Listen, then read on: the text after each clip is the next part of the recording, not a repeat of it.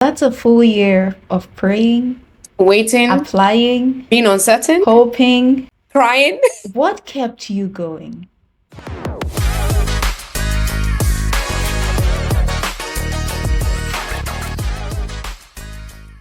Hi, friend. Welcome back to another episode of our series Bloom. Today's episode is a bit special because I'm interviewing not just someone that I consider to be a friend, but she's my sister, she's my prayer partner, among so many other things. And you'll get to know why she's so special to me. But without much ado, Hephzibah!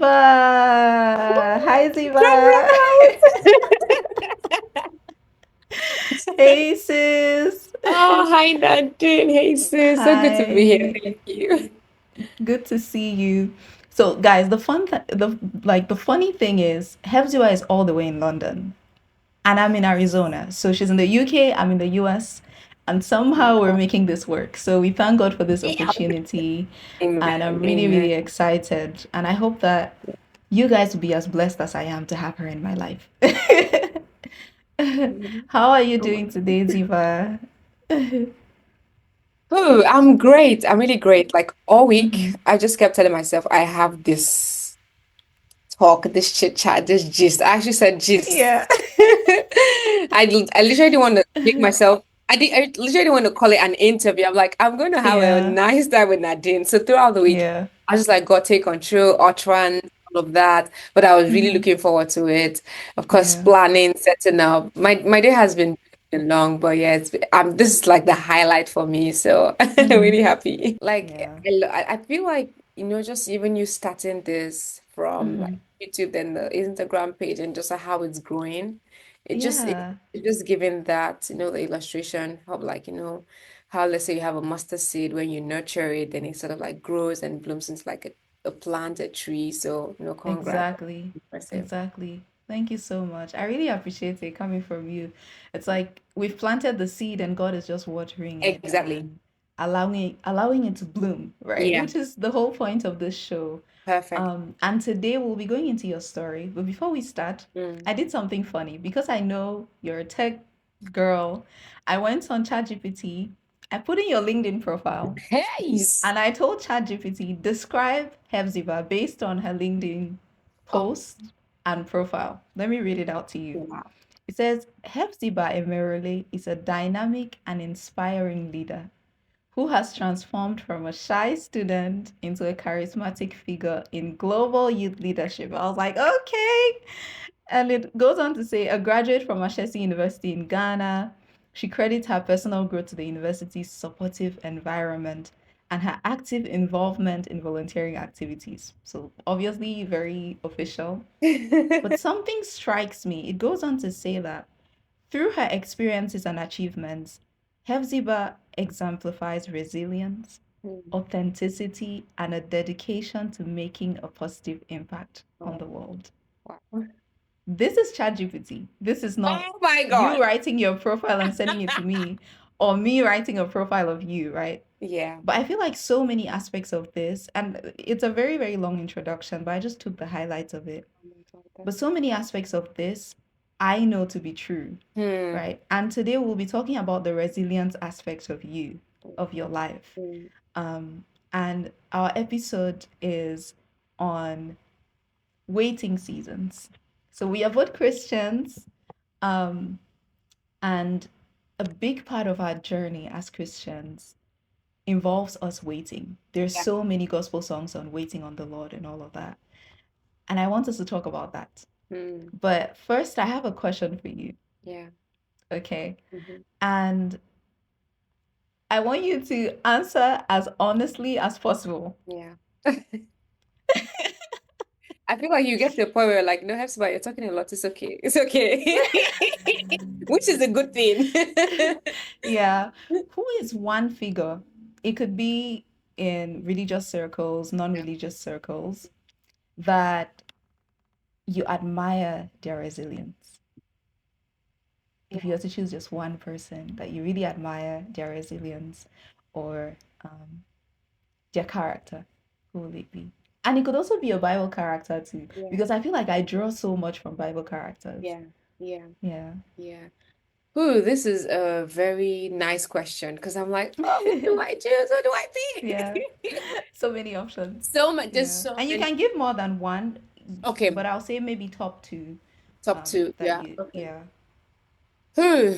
I would say in the world, the first person that sort of like comes to mind is the popular clergyman and Pastor Jerry Eze. Why I mention him is I have I connect a lot to people's stories. I'm a person that I love people, but I love connection.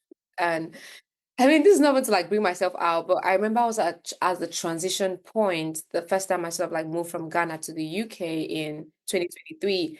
And after my internship, because I interned with a global company, after my internship, to be honest, is I didn't know what was next. I didn't know. It just felt like I just default went to waiting stage. So I didn't know what was next for me. And I'm going to details because I know we're going to talk about it. But I bumped into him at the airport. Who am I? Yeah, I remember you posted a I picture of posted that, it. right? I bumped into Yeah. him and Yeah. I feel like that day I was going back to Nigeria for the first time after 5 years to see my family. I was just like, God, I've not seen my family. I had mixed emotions. I was happy, but I said Mm-hmm. like, what's next for me? I bumped Yeah. into him. Oh, this is my first celebrity. Like, oh my God. So I was like, Yeah. morning, sir, like, humble Nigerian girl. I Mm-hmm. was like, I'm like, I had gone for his prayer conference in the UK that same year, and I'm like, I attended the prayer conference, and he was so friendly, humble.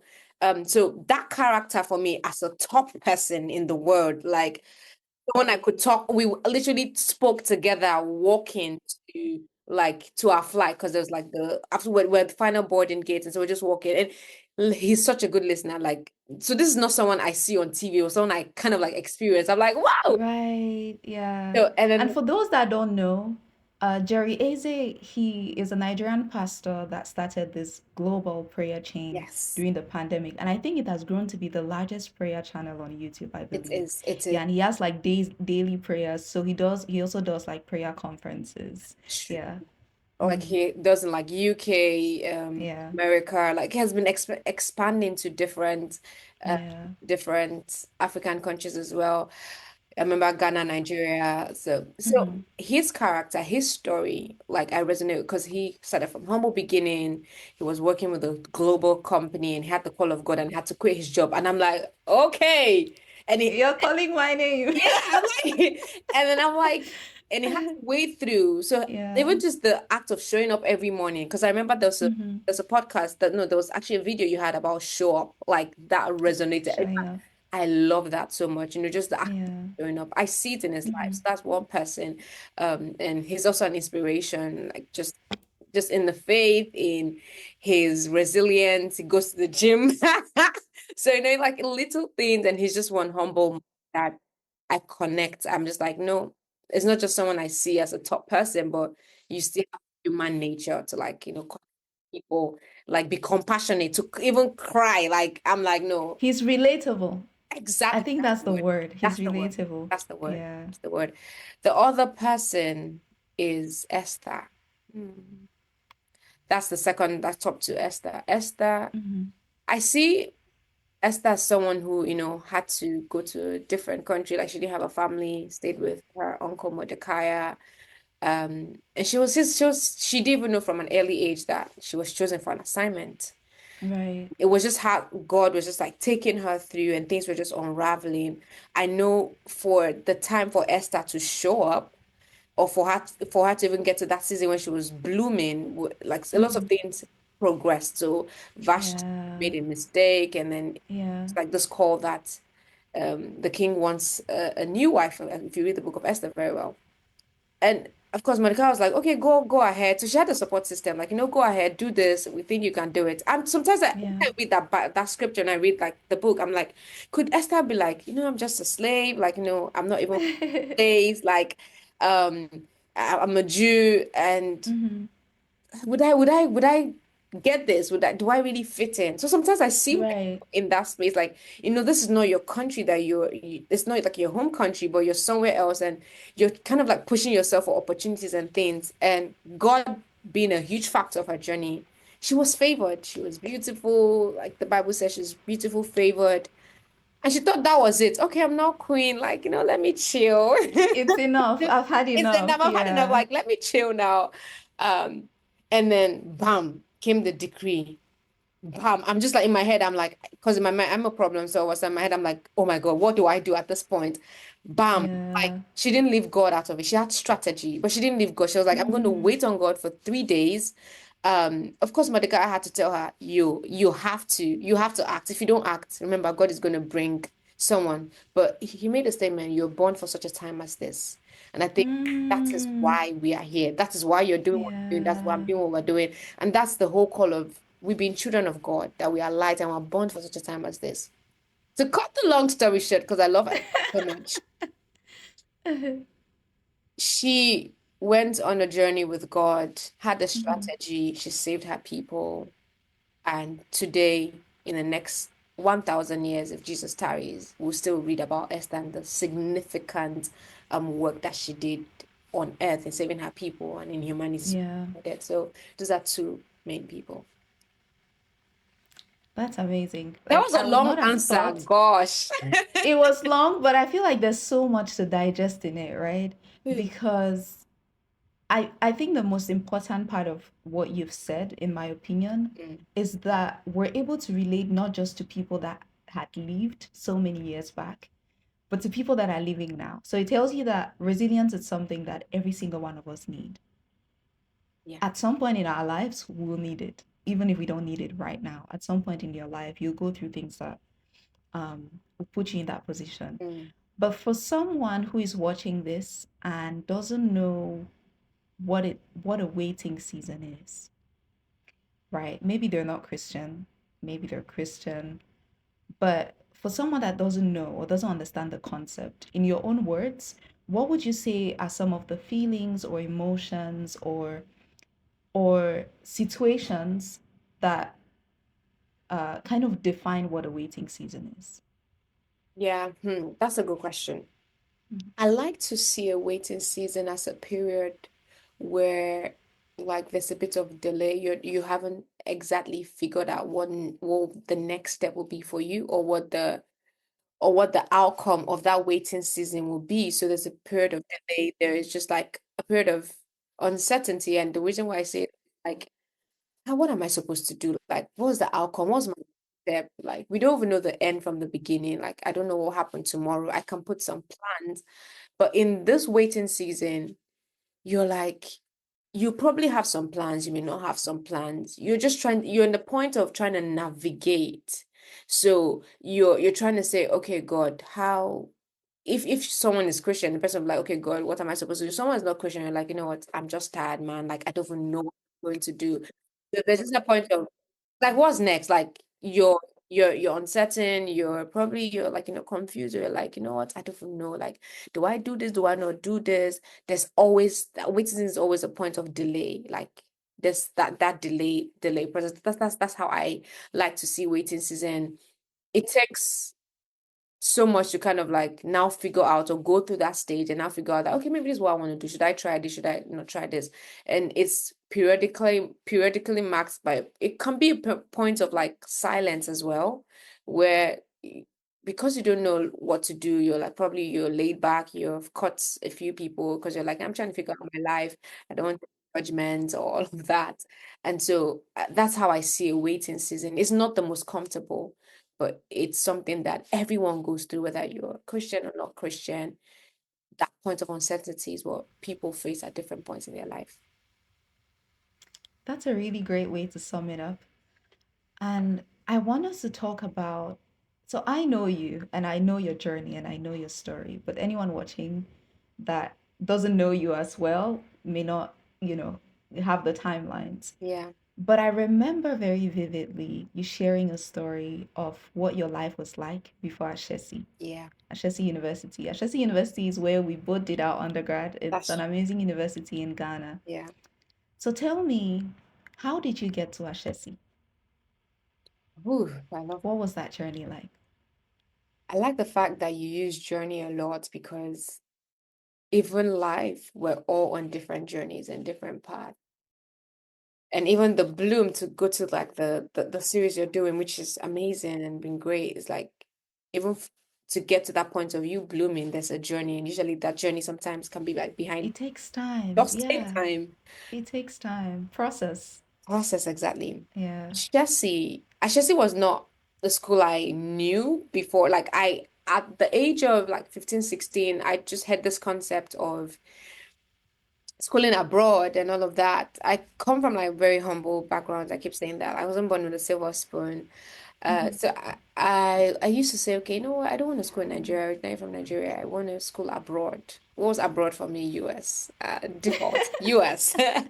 Default was US for me. I was like, I want to go to Yeah. the US, go to the US. I still haven't been to the US yet, but hopefully I'll go there soon. You will soon. Come Soon. visit. Yeah, honestly. So for me, and at the same time, I knew I wanted like if I need to go to a top school because I wanted to go to a top school like an Ivy League school, a very good school. I knew my parents' finances would not do it, like it wouldn't do it at all. And so I Yeah. needed something else. I heard of scholarships. I put in some work, did some research. At that time, I applied to Education USA in Okay. Abuja because they have the embassy and then they have like the education part of the embassy. So students would go apply. So I started that in my penultimate year of high school, so like SS2. Okay. I did wrote SAT, studied for SATs, started applying to schools in the US. Did a number of applications, got Very rejected, specific. got denied. I did over 18 schools. In fact, at some point, the first 10 schools were all US, and then the next 10 schools and more. I started doing like I did ALU, ALA, some of the schools, even Makerere University in Uganda. Like I did a lot number of schools like within that continent. And did I do Canada? Maybe one or two in Canada, but it was heavily US, a few in the continent because I needed to diversify. Yeah. UC was the last university I'd applied to because I was like, I got rejected in all of those universities. The one I got into a school in the US, the total annual fees was $50,000. They gave me $20,000. I'm like $30,000. I don't know where we're going to get yearly. So I had to reject that. How much is that in naira? Let's just Hey, estimate jeez. for someone to understand. So, so $30,000 in naira, like the exchange rate, I mean, you guys know, like it's been fluctuating. We are saying if let's say I used maybe 2,000 naira, we're getting to Hmm. like millions. So probably about 50, yeah, which 30,000 and like 2,000, yeah, Almost 50, like 50 million yes, naira. 50, 60 million naira. That was at that time. And now So your parents will have to be a millionaire for you to meet the other you have half to of be, the you school actually even fees. have to be a billion. Okay, like maybe, I don't know, a million, yeah, maybe. Multi-millionaire, like Exactly. hundreds of millions. Thank you. Because imagine 60, Yeah. that is excluding living like expenses, For one get year. money for 1 year. And I'm My like, goodness. that is crazy. That's like selling Yeah. my family. Like I cannot do that.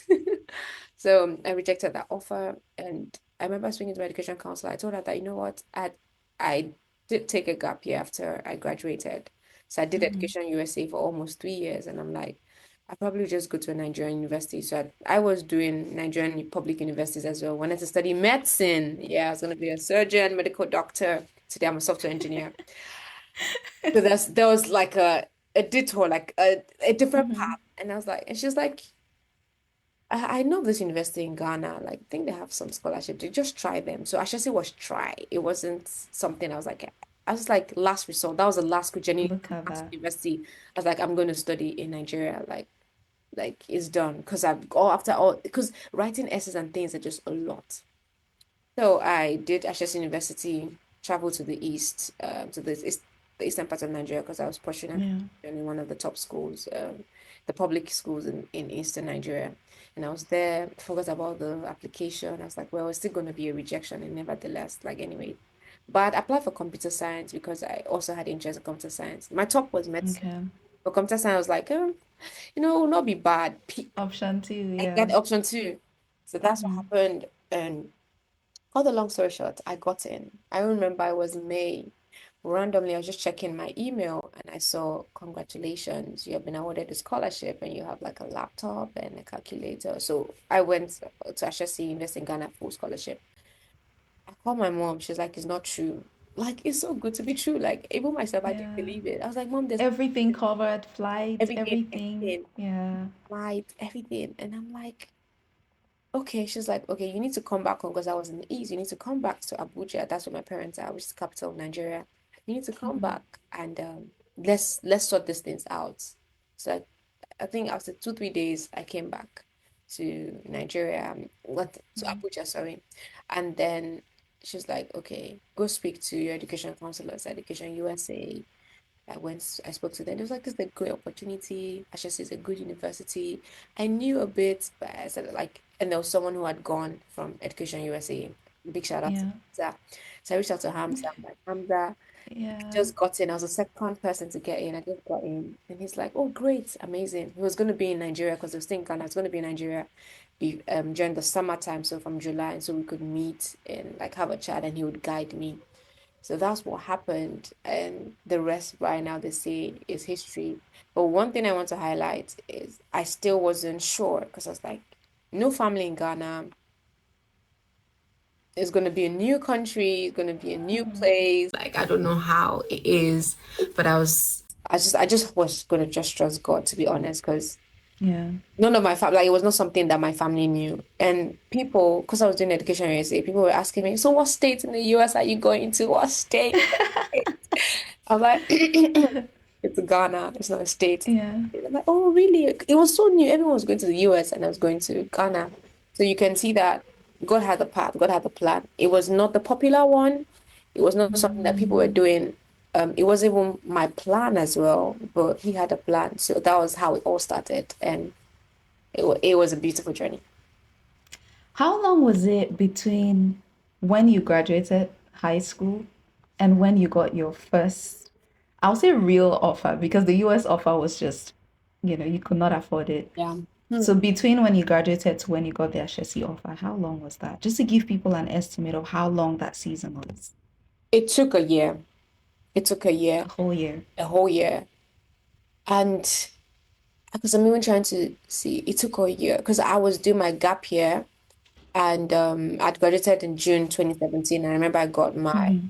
my offer around May, June-ish as well. That's almost the same time. And I finally started university at Ashes in August of 2018. And so that took probably minimum a year. So a year plus. So from June of 2017, after I graduated, all the way to, I think between June, July, that's when I graduated. I can't remember the dates now, all the way to August when I started. But my offer came in May. So yeah, that was So that's a full year of praying, waiting, applying, being uncertain, hoping. crying. What kept you going? What kept you going? That's a good question. What kept me going? To be honest, there were hard times where I was like, God, I've been applying, like, Mhm. what's going on? Why is nothing coming up? Maybe this is a sign not to do this. Maybe I'm just supposed to be in Nigeria. But I also didn't want to be in Nigeria. Like, I sort of like knew that I was supposed to be outside Nigeria. Mhm. And the reason why I say this is like there's nothing wrong solely in Nigeria. People have had beautiful stories and things, but it's being at a place that God wants you to be for a particular season, for a particular purpose, and for an assignment. So right from SS1, so beginning of my high school days, I God planted that desire in me, like I want to travel, I want to be abroad, I want to be international, I want to be global, like all Yeah. those things. And to birth that bloom that I saw in university, I had a beautiful university experience. There was that period of preparation, of waiting, of delay, of crying, of asking God, of Mm. of even failing and thinking that this is not it, right? Like, why am I Right. doing again? Like, what's going on? Like, something wrong with me? Am I not good enough? So that whole season there was just so much that was going on. But I'll say what kept me going is God. Was God at that time, is God today, and it will still be God. It was God, and of course, great support system.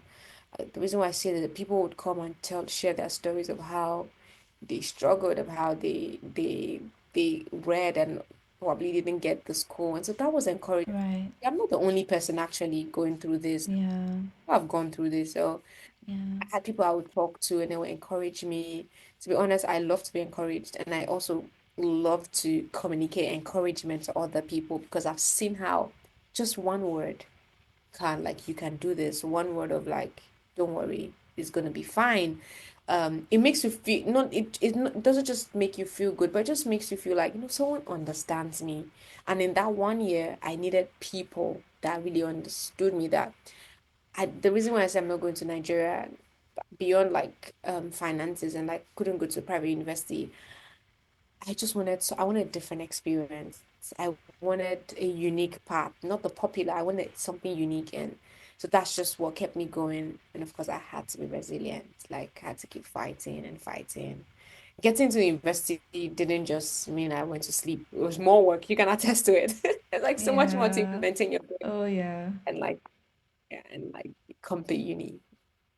I think there's a lot to unpack there, right? Because it's not like when you got into Ashesi, all the emotions you felt during that 1 year of waiting just got validated, right? Because one, Ashesi was not where you wanted to go. Yeah. So, how do you deal with disappointment? This is good. Remember when I told you, so when I was for Education USA, we had this send off Mm, for people going to the US. yeah, I felt so down. I was like, God, after all the 18 plus universities I applied to globally, for like Ghana is a beautiful place, but I'm just like, you didn't give me the US. You didn't give me a Western country like that. Let me just like, yeah, put it there. You still left me in Africa. I love Africa, but as a young child, I thought that the only good place you can find, like you can get international and good experience, like when you go to a Western country, maybe Europe, America. right. But let me tell you, there are great universities in Africa. So that experience, I feel like God was just trying to say that no, there's still potential on this continent. And I've seen amazing and amazing, amazing, amazing universities still on the continent. So for me at that time, I was like, okay, God, if you are sending me here, you have to give me the strength. I feel disappointed already because I feel like you let me down. I've prayed, I've fasted, I have applied, I have read, I've studied. Like, I'm not getting to Yeah, university. And of course, sometimes when people ask, oh, what university? I try to like run away from those questions at that time because I'm like, I'm not going to the US. Yeah, maybe I'm just not like overqualified. I'll just go to Ghana. So I was a bit low key quiet because I was happy for Ghana, but I just felt like I always wanted to be, wanted the US. And so that was yeah. I didn't get that, and so I was just a bit down. So I told God, I was low key angry with God because I was like, God, after everything, after serving you, when I go to Ghana, oh my God, when I go to Ghana, my room, library, the day you touch me, I'll go to church. Like, Hey, I'm angry with you. Well, like, the day you touch me, I'll go to church. I'll just the library, Ghana. Like, I wanted a low key life because it's gonna be new. So I'm just like, God, I won't be too vibrant. The opposite was the case. Um, you even became head of fellowship and things. That's a story for a different day. But um, so that was I think, because I was just yeah, and I didn't tell people a lot because I felt shy mm, that well, it wasn't the US and this Ghana is beautiful, but I was just like it didn't because all my friends are going to the US and I was like, oh, I didn't make it. Yeah. But my education counselors were like, you know what, this is a great university. They kept reiterating that this is a great university. Go there, go shine. I remember one time when I was leaving Nigeria, because we had to do yeah, is it the hepatitis B, is it MM1 or MMR, like kind of test we had to do? I don't know if you yeah. And then you need to get the yellow fever exactly card yellow fever and and all of yeah. that. I remember I went to the Mm-hmm. hospital and one person said, make sure you come back with the first class. Like it was just seeds of encouragement, like "I'm good for Wow. you. Like, and Someone who didn't know they you. didn't know me. She was just a energetic and passionate nurse. She's like, oh, you're doing this. Mm-hmm. Why are you doing this? I'm like, oh, I'm going for school. I'm going to school. In Ghana, it's like, make sure you come back with the first class. And I got to the airport Wow. first time. By the way, that was my first time entering a flight. That's a story we need to unpack another day. And I, A different it's story, different yeah. story. I got to the airport and I met the immigration officers and they're like, "Oh, you're going to Ghana for school. Oh, that's not like the build up after I spoke to my education counselor and they were like, they kept telling me it's a great university and truthfully, I should say it's a great university. I got to the immigration, they're like, make sure you come out with first class, all the best. I'm happy for you. They didn't have to say Wow. it. But that just encouraged me because it was my first time. I had my backpack. I didn't even know what to pack exactly because I thought the university was going to provide clothes. I remember when you go to campus, but yeah, that's not for this episode. We'll have a sisters chat for that one. It's on the group chat. Like, only our Yeah, oh my God. this Yeah, so I didn't get all the details and I got then a few things. I was like, oh, really? I didn't know this. I didn't know this, but I had to learn through. And people in Ghana too were very supportive. So that was great. Ziba, God shows up in our lives oftentimes in ways that do not match our expectations. So even when you've been praying to go to the US, Mm, you've been praying for a scholarship, yeah. you get a full scholarship, one that doesn't only cover tuition, but covers feeding, flight. Life end. You're still leaving your country, Yeah. right? But because it's not what you prayed for specifically, there's still that disappointment. Mm, It's almost like there's a gap between our expectation and God's blessings. yes. But how can you learn to be grateful even when you don't get what exactly you prayed That is such a powerful question. The reason why I say this is, you know how the Bible tells us that all things work together for good. I'm going from Christian faith, to them who love God and are called according to his purpose. according to his purpose? Being grateful is a character and attitude that you have to build. I told you my plan that I was like low-key angry with God. I was happy. I was traveling abroad, entering flight for the first Mm-hmm. time. People were Yeah. amazing. I was gonna meet all the connections I have today, like international connections, started from that university. Knowing people We met at Ashesi. exactly. Literally, Yeah, that's you what were one of the first international students in your cohort that I met because I was a year ahead of you. So exactly. you were one of, yeah, you're one of the, Oh. or 2 years, was I a year or 2 years ahead of you? But regardless, I was one Yeah, of I the, think yeah, it was 2 years, 2021, and I did, yeah, 1 year actually, yeah, because yours was 2020. 1 year ahead. Yeah, mine was Yeah. 2020. I graduated Mm-hmm. 2022. Yes. Mm-hmm. So meeting people from like, I was like, oh my God, you're from Zimbabwe. I just heard of this in the news, or from Cameroon. And it Yeah. was so beautiful. And so at that point, when I began to see these things, I'm not gonna lie, I wasn't probably so grateful. I was so grateful that I had full scholarship, I was going to school. But when I got into Ghana and I began to see things and things began to unravel, I became more grateful. I'm like, you know what? I may not be in the US, but there's still more opportunities for me here. And I'm happy with the people, happy with the culture. People are friendly, and I'm still with my people. I see different Africans and getting to learn about Africa so much. And Africa has a rich culture, like amazing people. So that was Yeah. something I began to count blessings like every day, and I was just really grateful for that. So, oh, I met this person from Kenya, I met this person from Cameroon. Oh my God, we're talking, and they'll ask me about Yeah. Nollywood movies, and we'll laugh, like, and we'll go and eat. We'll go to the canteen Yeah. together. Like my first time having not to like pay, you just use your card to like show your student card, and then the money is there, and you're paying for food. And I'm like, I love the place because Ghana, I love Ghana, like the beauty, everything, the serenity on campus. I was like, wow, this is beautiful. So that made me began to count my blessings. I'm like, God, I'm really happy for this. I'm happy to be here. I see all the little things, and I'm grateful. I may not be, Yeah. I may not have gotten to the US, but one day I'll go there. No, that was my mindset too. The little things I began to see, the interactions I had, God began to highlight things and expand it, just Right. shifted my narrative from that of I didn't get to where I wanted to get to. I'll just manage this to be like, I'm proud of here. I'm an African. I'm going to an African university. Right. And Africans, we are together. Like I just, I mean, I just got that confidence restored back, happiness and just excitement in that opportunity. Why do I highlight this? Everyone's path is unique. Everyone's journey is unique. A lot of times I was looking at, or I didn't like, I wasn't so happy because I didn't get the US university I was looking into. Mm-hmm. But I have made more connections in the US. And I know that today, if I need to go to the US, I have Nadine. Like, Nadine, I'm never going to book hotel. I'm like, Nadine, Come I'm at your on. door. I'm at your door. I mean, there's so many things. I Yeah. also did international. programs and extra programs people in the US as well. So I've built that connection. For everyone's journey who maybe you're a bit disappointed that you didn't get what you wanted, it doesn't mean you can't Mm. try again.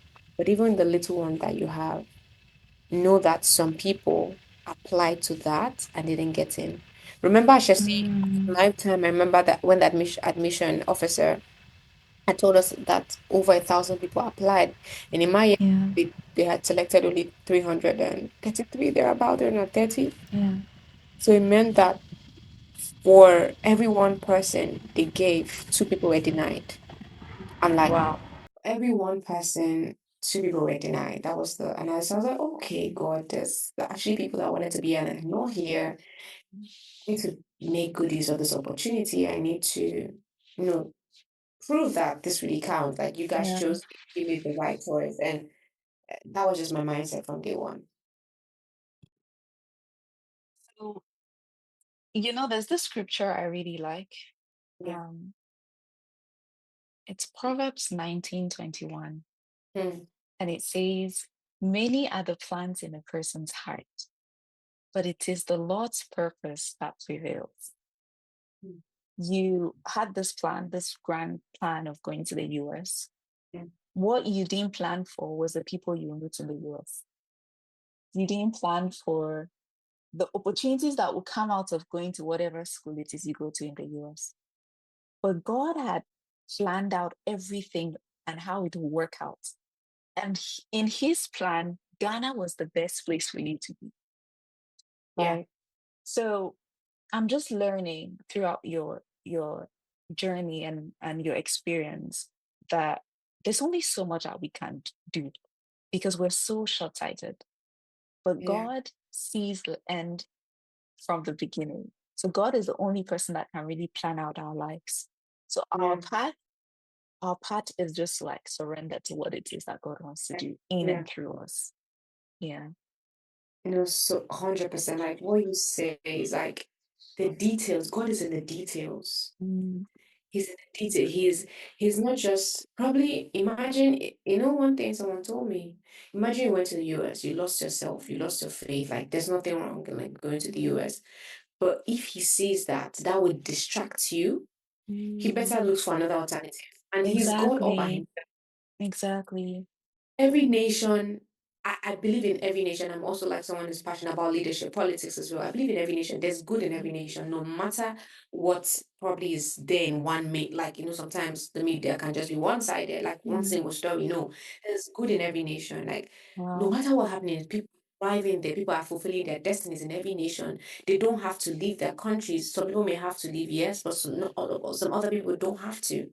So, Right. and Ghana was the right place for me, the right people, the right community that shaped my values, shaped a lot of things, strengthened me, and just sort of like made me grounded. I believe God was just like looking at the map of the world. Let's put this. Okay, Ghana, right there. Ghana. And I love Ghana. Like today, I Yeah. love Ghana. Love Ghana. So yeah, you're absolutely right. If you have watched up to this point, this is part one. So don't forget to subscribe so you don't miss out on part two of this video. Thank you and have a good day.